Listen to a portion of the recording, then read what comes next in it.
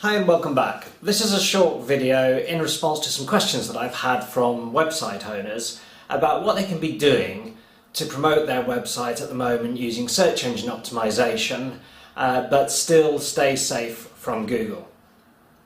If you've been following the news for SEO, you'll know that Google is now banning or penalizing websites on a faster and faster basis. And understandably, website owners don't want to be caught up in all of that mess.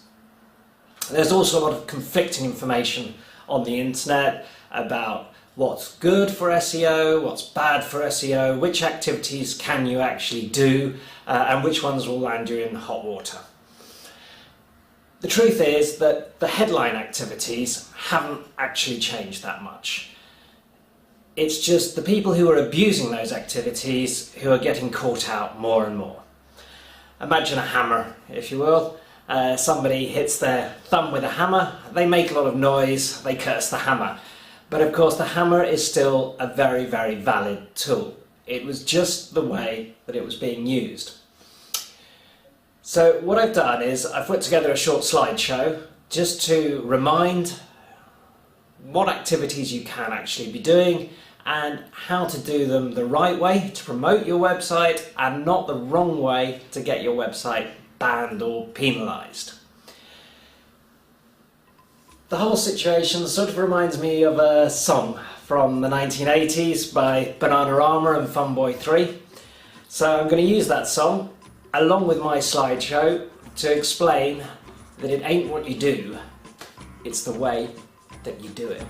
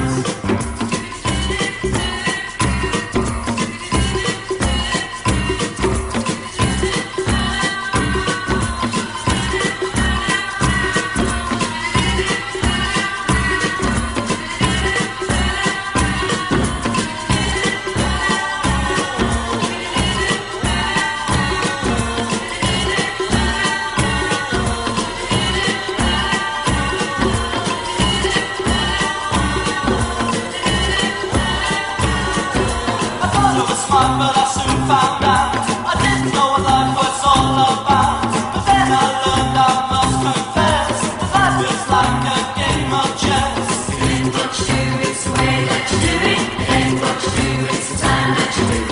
It ain't what you do, it's the place that you do it. And that's what gets results. You can try hard, don't mean a thing. Take it easy. Swing.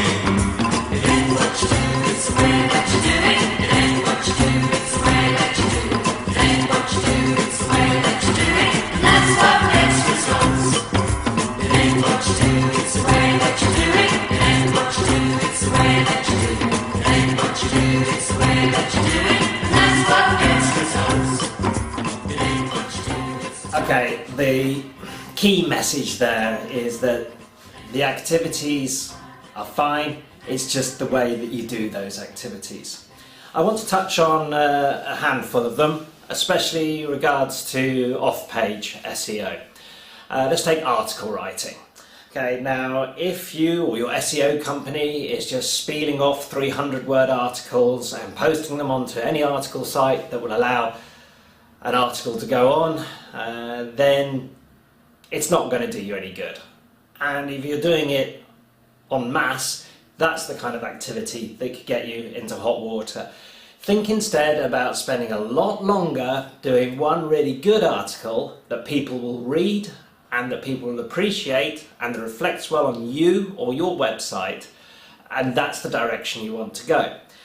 Now, you don't have to be writing an article for a mega famous website to have any, benefit. For example, on one of my websites, I write sometimes for the British Polish Chamber of Commerce in Warsaw, and they have a monthly publication called Contact.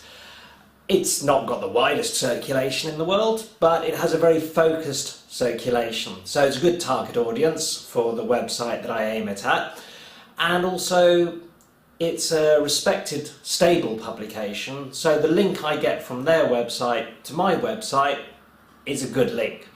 I couldn't hope for that particular subject area to be mentioned in, I don't know, CNN or the BBC. So I'm not chasing after websites above my station. I'm looking for links that are quality, that will be there tomorrow, and that I can realistically achieve. Now, an article of that calibre is going to take me a couple of days to write, to put something interesting, informative, engaging, and most importantly, something that will be accepted into another publication. That's the way to think about it. Stop just churning off mini articles that are sometimes no more than advertorials, and write something serious and something that people can engage in. Guest blogging is another one that suddenly a lot of people are going, don't bother with guest blogging, won't do you any good. Matt Cutts has said, put a fork in it. Again, what they're really driving at here, or what Matt Cutts is driving at, is the way that some people said, okay, article writing, it's no good, so why don't we call it guest blogging, because that'll make it all right for some reason. And of course, all that Matt Cutts was saying was, no, look, a blog is an article site. A guest blog is an article. You can't just give it a different name and that makes it all okay. I saw an SEO website the other day where they were saying, we don't do articles, we do editorial publications. And when you click the link to say what is an editorial publication, it is an article. Okay, so the same thing in different clothing, it's not going to help. It's just about the quality of the article you write and where you put it. Blog commenting was a rage for a while, and now a lot of people say no, don't do it. In the guest blogging, in the blog commenting part of blogs, the links are marked no follow, so none of that juice from the website gets transferred to your website. Not worth the time. In fact, very much worth the time, but you have to think about it a little bit further back. So, for example, on a major blog in the UK, there is a link to one of my websites. I didn't put the link there. Somebody was asking a question, and somebody in the blog comments said, I think the answer is on this website. That link is marked no follow. So I don't get any of the link juice. It doesn't directly help my rankings on Google to have that link there, but I get a lot of traffic coming through that link. Real people, targeted people, and the website of mine is to sell a book. The people who come through that link are 3 times more likely to buy my book than the people who come off Google search.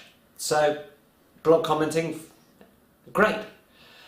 You've also got to remember that because it's very targeted traffic coming through that link, some of those people are also going to share my website on social media profiles. They might even mention it in their own blog. So, indirectly then, that will actually help my rankings of my website. So don't think about blog commenting in a very shallow way. Think of it in a way that it can add authority to you and to your website, and that it can bring you the right traffic, and then if your content is up to it, that traffic will generate its own links. Very similar when it comes to forum discussions, discussion boards, like those on, for example, LinkedIn, in the groups, question and answer websites, they're the same as well. It's all about showing your expertise in your area and getting very targeted traffic, because those are the websites which actually usually rank very, very high, and they will bring you good traffic. And then it's up to your website to turn that traffic into something you want it to be, to sell more, to get more Facebook likes, to get more Google Plus followers, whatever it is. That's the general scope of things around this film. The activities are still there, the activities haven't changed, just be careful how you carry them out. That's it for this film, so until next time, good luck with your work.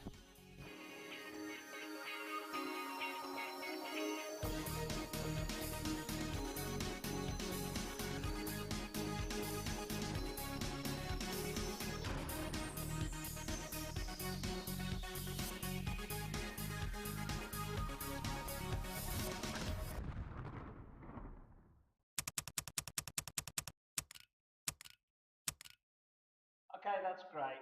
Thanks everyone. Somebody put the kettle on.